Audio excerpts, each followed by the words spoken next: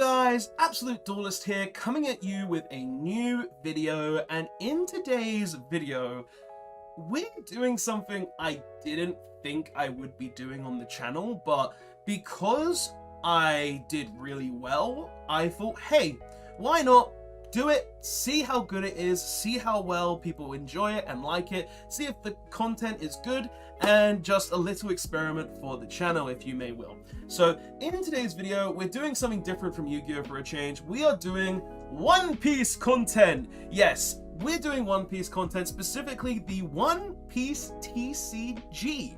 And pretty much One Piece TCG has been out for about a week and a bit now, and on Sunday I was able to come third place at the biggest One Piece tournament in the UK, I believe. A 60-man tournament on the first week, was a lot of fun, had a lot of fun, and it was 6 rounds of best of ones. And for Yu-Gi-Oh! Players out there, that might seem very quick, but each of these games almost went into time, which were 35-minute rounds, so you can see how long some of these games could have actually taken. And hey, it was a lot of fun playing, and I think this game was so much fun and so cool, and seeing as I did so well, why not show you guys a deck profile, give you guys a look into the game, see if maybe you guys are interested in seeing more content on this, and you know, maybe we can do more Yu-Gi-Oh! Content and with One Piece content on the side as well, because honestly, I really did enjoy this card game. It's so much fun, so different to Yu-Gi-Oh! Has aspects of like other card games as well, with like the prize mechanic from Pokemon, the monster number mechanic from Yu-Gi-Oh!, the drawing mechanic as well from Yu-Gi-Oh! Where you don't draw on your first turn. It's got mana from Magic. It's got so many little intricacies where its own little aspects as well that I'm just like so enthralled by it and have so much fun with it that I've literally got almost a playset of every card in the game. Like, I really have enjoyed it, and it's been out for a week and a bit. So we're gonna get into this video. I'm gonna show you what I played, talk about my rounds, and pretty much, yeah, get into it. So let's go ahead and switch over to the table cam and show you what I played. So I played my favorite character in all of One Piece. I played Trafalgar. He is my favorite character in all of One Piece, and pretty much this deck stems around returning characters that are basically monsters from the board to my hand to play higher costing creatures from my hand onto the board for free. So cheating out characters, and you can only use this ability when I have 5 characters on the board. So I need a full set of characters because you can only have 5 characters on the field, and to use it I need that amount, and I also need to pay 2 Don, which is essentially mana from Magic. So what rounds did I have? So round 1 I played against a Eustace Kid player. Honestly, very close game. I only lost because of a slight misplay. It was my first time playing this deck, so I wasn't too sure on how it was going. And I won't lie, I did have a look at some of the OCG stuff to kind of get ideas for this, and then changed it to what I kind of thought would be better for the tournament as well. But round 1, we played against Eustace Kid. It was a very close game, but I made 1 misplay and then lost on the turn after. And because of that, it is what it is. We make misplays, and because of those misplays, it can happen. Round 2, we was up against a Kaido player. I easily won. It was like almost a close game, but then I just ended up hitting the point where I just hit too much advantage. Round 3, I won that game hands down. He didn't have his 10-drop Kaido to Raigeki, so I was able to easily win that game. Round 4 was against another Eustace Kid player. I just went and won. It wasn't that bad. Like, after playing one Eustace Kid player and seeing what the deck does, I really understood it and was like, okay, I can just keep attacking their creatures, I can keep removing them, have the blockers up so they can't hurt me, until the point where I had so much advantage where no matter what, I was winning that game. Round 5 was against a mirror match, actually. So his lore versus my lore deck, and I managed to win. I managed to out-resource him, and he didn't actually draw any of his character Trafalgar lores that are in the main deck, so he wasn't able to do anything there, and I just won that. And then the final round was against a Zoro player, and I didn't draw any of my Trafalgar lore characters, so I wasn't able to do much, but somehow I managed to stick it out, beat the Zoro player, which is essentially just rush because this game has summoning sickness, and just able to keep punching when the cards are played, and I just somehow won that game. But honestly, throughout the day, it was a lot of fun. It's a really fun card game, and I suggest you guys actually check it out and maybe get some ideas of the rulings, maybe buy a starter deck if you want, because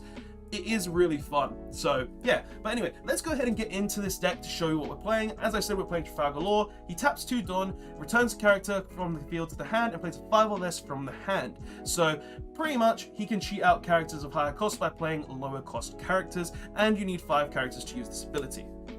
He is our leader, so he's kind of like your commander if you played Magic the Gathering. He's the commander, so you always want him on the board.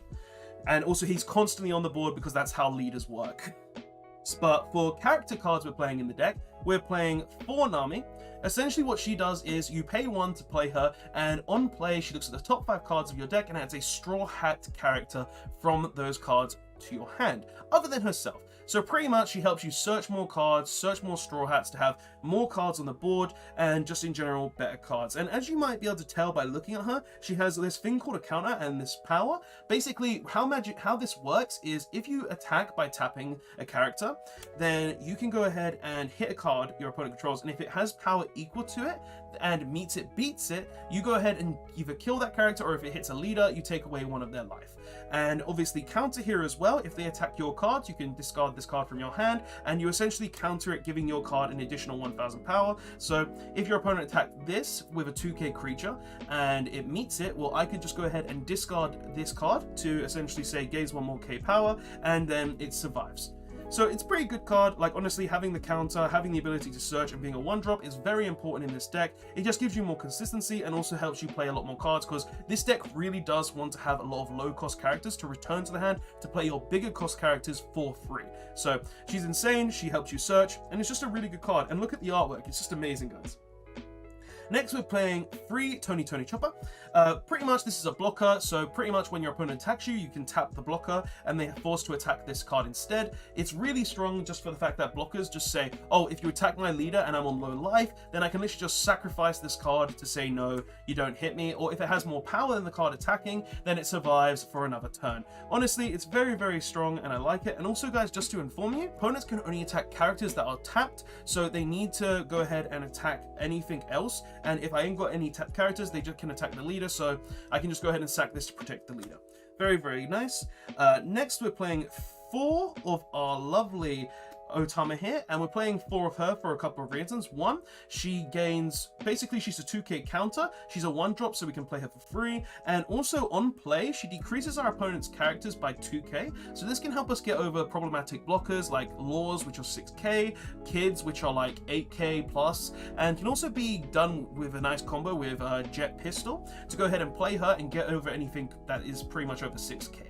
So 5 costs just to remove anything, really, really nice, and especially the 2k counter, which is really good as well. So we're playing 4 of her just to decrease things and make it easier to get over specific cards. Next, we're playing 3 Robin, just because I kind of felt that, 1, she doesn't really do a lot in the deck outside of be really strong against like the green deck from what I could tell, where you just tap her, you attack something, and then you kill a 3k or less power, which can be very, very strong. But when I was feeling against like Kaido, I didn't really want to play more of her because Kaido plays a lot of high power characters, whereas she's best against like green, and that's about it. There's not really any other deck she's good against, but obviously because of green is looked at as one of the best decks this format, I was like, no, I don't want to look at green constantly, but if I have to and then end up facing a ton of Kaidos, at least I can just keep her in hand, discard her as counter, as a 1k counter, and I felt like 3 was more than enough for her. So yeah, pretty much she's pretty cool. And if you're wondering what the Don ×1 Don is, guys, pretty much Don is your mana source, and when you get 2 every turn, and you can put Don in your mana source under characters to give them extra power. So pretty much the 4k would go to 5k because they say on the card, your turn get plus 1k Don, which is pretty cool. Next, we play 4 Zoro. We're playing 4 Zoro pretty much because I felt like Zoro was just such a strong card. Literally, he's a 5k free cost that has Rush. And Rush is essentially gets around the summoning sickness rule because it means that it can attack the turn it's played. And having the ability to just play him, return him to hand, play him again after attacking with him means that you're getting even more attacks on and giving more pressure to your opponent. And I'll be honest, guys, every single game I wanted to see more than 2 of him, and every single game he was just so strong. Honestly, loved him, thought he was insane, and Rush Zoro is probably the best. I was seeing it in a lot of different builds when I was looking at like OCG and current people playing the game, They were playing like 2 or 3, but I was like, no, I'm gonna bust into 4, and he was so good at 4. Like, honestly, I loved him. And then the last red characters we're playing is 2 Luffy, the Rush version, because pretty much he's a 5 cost that says put 2 Don on him, he can't be blocked, and also he has Rush on him, so he's 6k power, can't be blocked if you put 2 Don, making him 8k, and is just Rush. Nothing bad about any of these factors, and I felt like playing 2 of him was enough. I didn't really want to play more. Like, during the tournament, I felt like every time I saw him, if he was a Zoro, it would be a lot better. So I feel like 2 is enough just to keep the consistency going there, and I'll definitely want to have this ratio of Zoro and Luffy, in my opinion, for now. So yeah, but that's all the red characters. Honestly, I think this is the correct ratio for now. There are some things that I have thought about changing already going down the line in this deck, so it was only the first tournament, and coming third with it is really nice, but I want to make changes and see what else we can do with it, and also try other decks. But going on to the green side of the deck now, we're starting off with 4 Jewelry Bonnie. Pretty much, she's pretty similar to Nami, but she's essentially a 2-drop in terms of what she does. So pretty much, you pay 1 to play her, and then to use her actual ability, which can be used every turn, you pay 1 Don, rest her, and you get to use her ability that lets you look at the top 5 cards of the deck and add any Supernova card in those top 5 cards to your hand. So you could be adding your Beiges, more Bonnies, Luffy's, Zoros, Killers, like any of these to your hand to give you more consistency and get you closer to cards that you actually need. So pretty much, she's very important. She helps you get to the most important card in the deck, which is Trafalgar Law, and she is super strong and definitely useful. Next, we play 2 Momonosuke. He's basically the same as Bonnie, but he's 1k less and can only add Land of Wano cards. So pretty much, this allows us to add our Nekomamushis, it allows us to add our Izos and our Okikus. He essentially allows us to add a lot of different Land of Wano cards to our hand, giving us that slight bit more consistency as well, and being a 1-drop on top of that to allow us to get to more characters to be able to use our lore ability a lot easier. Like, 1-drops are the heart and soul of this deck, I've realized, and you want to play as many of this as possible, and that's probably why I'm also going to decide to put this up to 4 now, because I realized that I would have liked to see him more and could have gotten to better cards as well, because a lot of the Land of Wano cards can help in specific ways. Next though, we play 4 Capone Beige. He pretty much is just a blocker. He says, I block. He's a 1-drop blocker. Just insane. Next, we played 4 Killer. Pretty much, Killer is I played 4 of him because I thought he would be really good at 4, and I'm not gonna lie, he does have his uses being a blocker, but I think I'm gonna cut him down a bit because 1, yes, he's very, very strong. He's a blocker, he has a counter on him, he's 2 cost, and if you put in a Don on him and you have 3 or more characters and you block with him, you get to draw a card, but that essentially makes him a 3-cost blocker, and I realized throughout the tournament that could have been something else that could have been better. Like, don't get me wrong, he was helpful whenever I drew him, and the additional draw did come up at times, and it gave me the additional advantage that could be very useful, but I feel like it would be better to change him for something like more Momonosuke's, maybe some other cards, because we do already have 12 blockers in the deck already, and 8 of them being 1-drops. I don't know if it's worth having 4 additional killers in the deck just to have that, just to gain the additional draw for a 3-cost blocker, and also just having that additional thing. So I might change him out for more Momonosuke's, I might keep him in, I don't know. I've got to play this game a lot more to realize how I want to play this game, and yeah.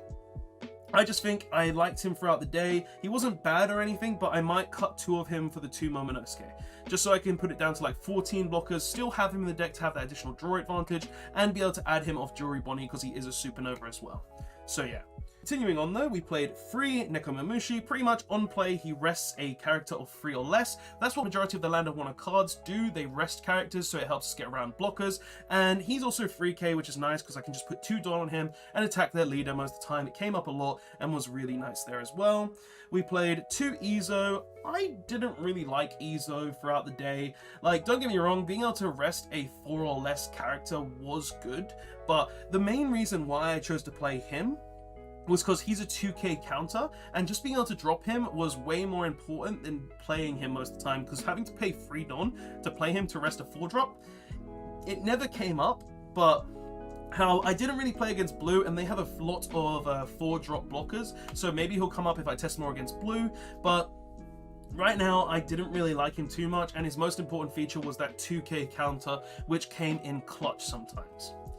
Next, we played 2 Okiku. What Okiku does is she's a free cost 5k that says when attacking while she has 1 Dom, she can rest an opponent's character with 5 or less cost. Now, this is very important for a lot of reasons. One, this can tap all of your opponent's cards essentially, allowing me to beat into them, kill them, and make me happy because you need to tap opponent's cards to be able to attack their characters. They need to be rested.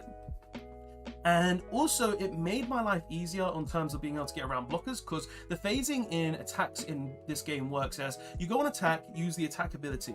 You then go to the blocker step where they can tap the cards. So what we essentially do is we attack, we tap the blocker, and then we get to go through with our attack, meaning they have to use counters in their hand, getting rid of their advantage. That was really strong with Okiku, and I feel like she is just a very strong card. It's sad that she doesn't have a counter on her, but majority of the time we were cheating her out anyway, so it didn't really matter most of the time. So she was very strong, very good, and being a 5k that can just tap blockers, absolutely insane. Loved it. Next though, we played 4 Trafalgar Law. This is the heart and soul of the deck. You have to play 4 of this card. It is a 6k 5 cost that you cheat out all the time thanks to your lovely leader Law here. And what essentially he does is he's a blocker that says on play you can return 1 character on the field to the hand to play a character with 3 or less cost from your hand. So pretty much you return your Namis, you return your Otamas, you return all of these stuff that you don't want on the board, and then you can cheat out like Zoros, Okikus. You can cheat out so many different things. If you cheat out the Zoros, you get more rush power. If you cheat out Okikus, you have that for next turn. Like, he is a very strong card. He is a blocker on top of that, so he's just a 6k blocker, so if they attack with anything below 5k, you tap him, and you're just able to deal with that stuff and not have to care. And it's just very, very strong and very good in general, because he's just free. Like, this deck cheats out stuff so easily, and being able to do more cheating out cards is just so good, especially it's seeing as it allows you to use your Dawn on more important cards. So yeah. And the last few cards we're playing is 1 Yamato. I really like this card. This card actually won me my round 3 Kaido matchup, where it hit the point where I just put Yamato on the board the turn prior and was like, you know what? I'm gonna play this card. It's not the best thing possibly, but if it survives the turn, it means that I can pretty much win. Now, it survived the turn, and I ended up putting 5k Don on it, putting it to a 10k Don. And what this card essentially does is it has double attack, meaning if I hit the opponent's leader with it, I take 2 of their prize cards away, and also banish, which says if I deal damage with this card, instead of the opponent getting those life cards or prize cards to their hand, if you're Pokemon terms, they get sent to the graveyard. So they don't get the cards into their hands, they don't get the triggers, which could potentially go off the life, and it means that you lose 2 life, you don't get anything out of that 2 life, and you just got hit massively. So Yamato is one of the most broken cards in the game. She even has counter on her, and I really do love this card. I think she is one of the best cards in the entire game, and yeah. Yamato, sick card. Definitely think she's amazing. Definitely think she's a one-of though. I don't think I'll play more of her, but honestly, I loved her. She came up only really once, but she's so good, and she's searchable off Momonosuke as well, so you have the ability to search her. I'm not going to go to the card. So you have the ability to search her, you have the ability to get her very easily, and the fact that she just has counter, double attack, and banish, it's just insane. I love her. She's great. Then we also played 1 Eustace Kid. Never came up. I played it like once and they just instantly beat over it, so I might just cut this. I might need more testing, but essentially this is here for Red Zoro, where they can't really get over it without overcommitting cards, and it means that they have to attack this, because when this is basically tapped, they can only attack Eustace Kid. So it pretty much means that they can only attack this card. It can help cheat out characters as well, which is nice because we can just go ahead and tap it, play a 3 cost or less from our hand, which can be pretty good, being able to play a Zoro or being able to play an Okiku for the following turn. He's pretty nice and pretty decent, but I don't know if I like him. I'll have to do more testing with him, but right now I think he's alright. I don't think he's bad. It's just I might need to do a bit more testing. And that's all of the green characters we play. And then the last 2 cards though we play are actually event cards. And these cards are essentially different character cards. These are like your spells of the deck, and what this card essentially does is you pay 4 cost, so 4 of your Dom, to be able to KO, which is killing one of your opponent's 6k or less power cards. Now, this card is really great, as I said earlier, with Otama, where you just play the Otama, decrease like the Eustace Kid, for instance, and then just jet pistol it into the grave. That's pretty much why this card is good. I only play 2 of it because I don't really want to see more than 2. I feel like it only comes up in very niche situations. It is good for getting rid of blockers, but majority of the time I can deal with blockers anyway, thanks to being able to tap them with stuff like Okiku, Nekomamushi, and Izo. But honestly, this card does come up at times, and it's really good against Eustace Kid, so we play 2 of it, and it is searchable pretty much through both Bonnie and Nami, so I don't really have any issues getting to it overall. But yeah, guys, that is the first ever One Piece TCG content on the channel.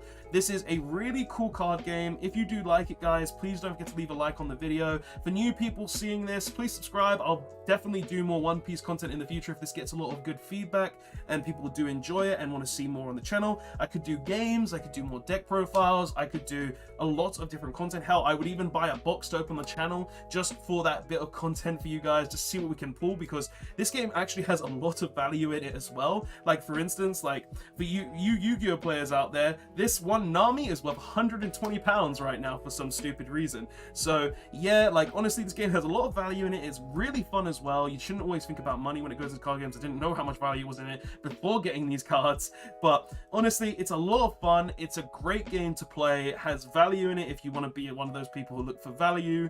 And yeah, honestly, guys, great game. I came third at the possibly the biggest One Piece event currently in the UK, and yeah, third place, pretty good. Trafalgar, my favorite character. Very happy. Anyway, guys, thanks so much for watching. I'll see you guys in the next one. Robot1 signing out, and who knows, maybe we'll get more One Piece content, maybe we won't. Depends how you guys like it. Later all.